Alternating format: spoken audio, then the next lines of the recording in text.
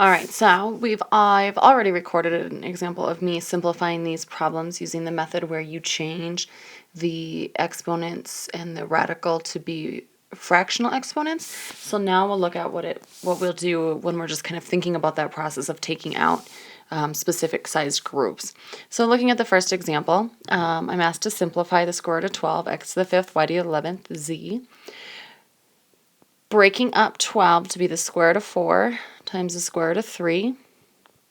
I have the square root of x to the fifth, the square root of y to the 11th, and the square root of z.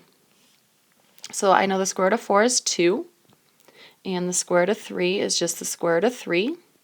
When I look at x to the fifth, since it's the square root, and a square root means an index of 2 even though we don't write it, I'm going to ask myself how many pairs or how many groups of 2 can I get if I have 5 of something?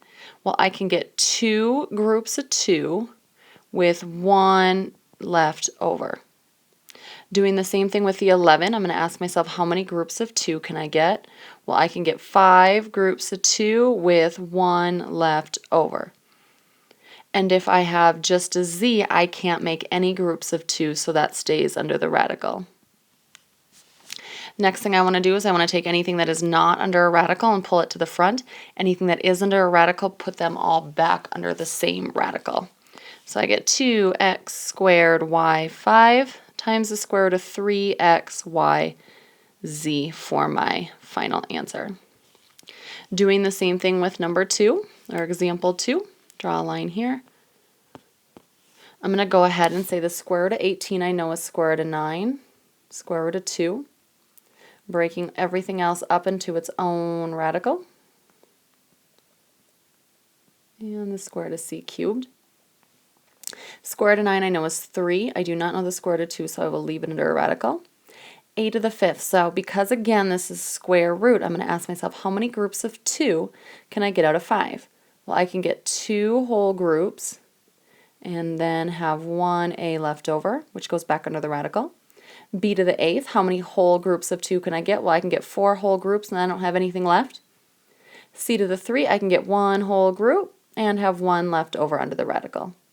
Pulling everything that is not under a radical out to the front gives me 3a squared, b to the fourth, c, everything that is under the radical back under the same radical, giving me 2ac. And again, that is my final answer.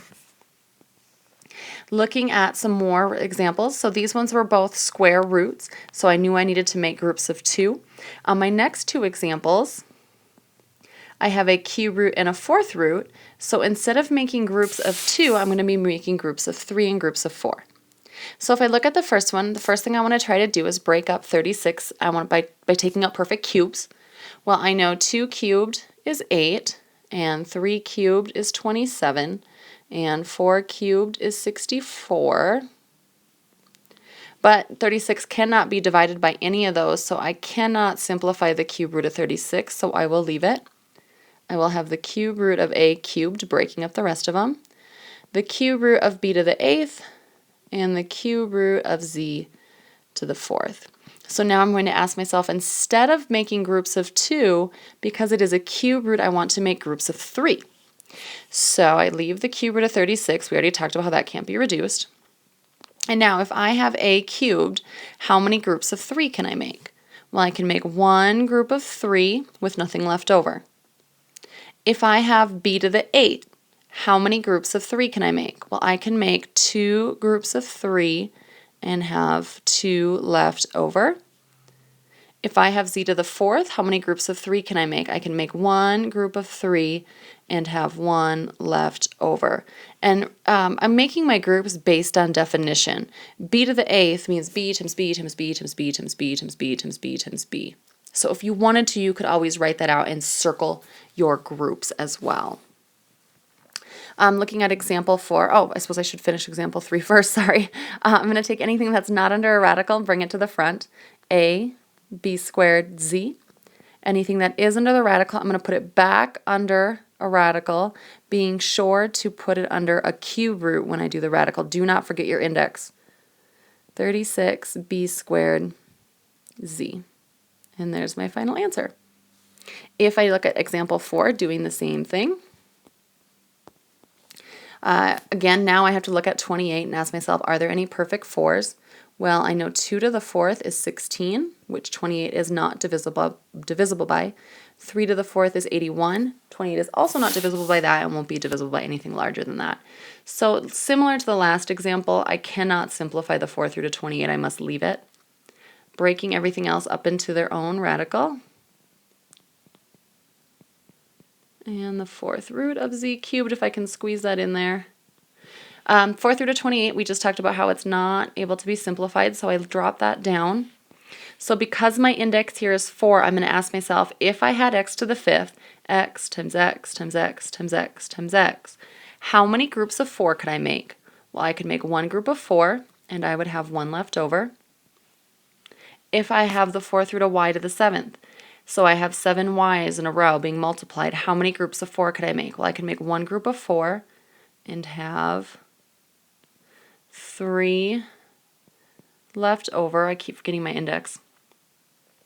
And if I have z cubed, how many groups of 4 can I make? Well, I can't make any groups of 4, so I'll just leave all that underneath that radical.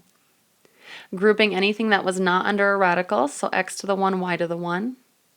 Grouping anything that was under a radical back underneath the same radical with an index of 4 still, I get 28x y cubed z cubed, and that is my final answer.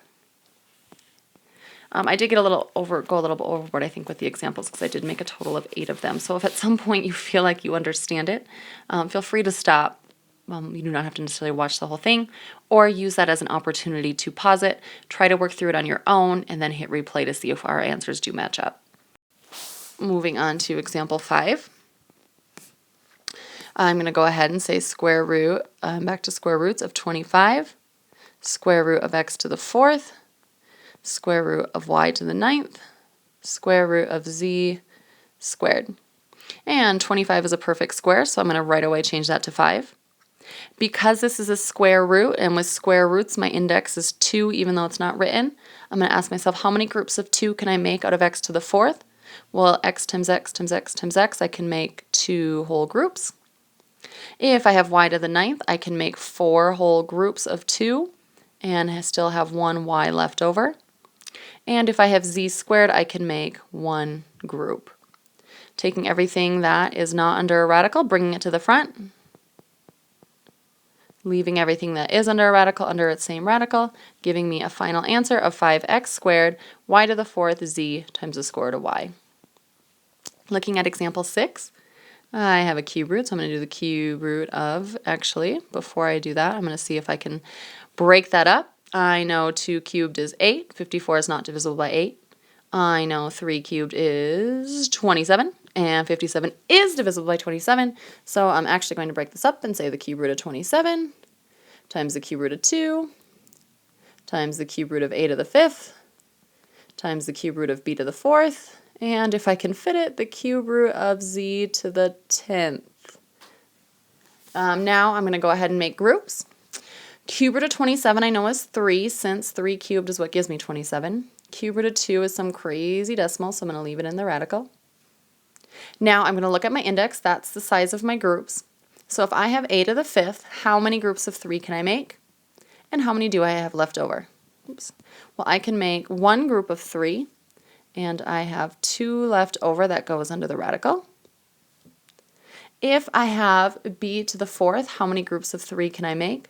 I can make 1 group of 3, and I have 1 left over. That goes back under the radical. And if I have z to the 10th, sorry, my 10's a little sloppy, but if I have z to the 10th, how many groups of 3 can I make? Well, I can make 3 groups of 3 and have 1 left over. Pulling out anything that is not under a radical to pull out front. 3a, b, z cubed, all times the cube root of 2a squared b z. And that will be my final answer. Looking at then the last 2 examples. Here's example 7. I'm going to go ahead and say 16, can it be divided by any perfect cubes? Well, I know 2 cubed is 8, and 16 is divisible by 8, so right away I'm going to say this is the cube root of 8 times the cube root of 2 times the cube root of x to the 7th times the cube root of y to the 8th times the cube root of z cubed. And I'm going to ask myself, what is the cube root of 8? And I know it's 2. I've actually wrote that up there. I don't know the cube root of 2. It's some crazy decimal. And I'm going to ask myself, how many groups of 3 can I make out of x times x times x times x times x 7 times? Well, I'm going to be able to make 2 groups of 3, so x squared. And when I do that, I will have 1x left over. And if I have y to the 8th, how many groups of 3 can I make? Well, I can make 2 groups of 3, giving me x squared. And then I have 2 y's left over, and that should have been y squared. I screwed up my variable. And z cubed, well, how many groups of 3 can I make? Well, I can make 1 group of 3, giving me z. And taking anything with a variable and pulling it out to the front, or anything not under a radical and pulling it out to the front, 2x squared y squared z. And everything that is under a radical goes back under the same radical. Don't forget your index. Giving me 2xy squared, and that would be my final answer. Looking at one last example. I did not leave myself very much room, so we'll see if I can fit it all here. But I want to ask myself, can 32 be divided by any perfect 4s? Well, I know 2 to the 4th is 16, and I know that 32 is divisible by 16, so I'm going to go ahead and say the 4th root of 16 times the 4th root of 2 times the 4th root of x to the 6th times the 4th root of y to the 4th times the 4th root of z to the 11th. Sorry, I really am struggling to fit this in. I know that the 4th root of 16 is 2. The 4th root of 2 is some crazy decimal, so I will leave it. The 4th root of x to the 6th. So I asked myself, how many groups of 4 can I make from x to the 6th? Well, I can make 1 group of 4, and then I would have 2 x's left underneath my radical. If I have y to the 4th, how many groups of 4 can I make? Well, I can make 1 group of 4, and I don't have anything left under my radical. If I have z to the 11th, well, I can make 2 groups of 4, and I'm going to write it underneath. It should be up here. So I'm going to make 2 groups of 4, and I will have 3 left under my radical. Pulling everything that's not under the radical to the front, I have 2 times x times y times z squared. Everything that is under the radical under the same one, and the 4th root of 2x squared z cubed, and that is my final answer.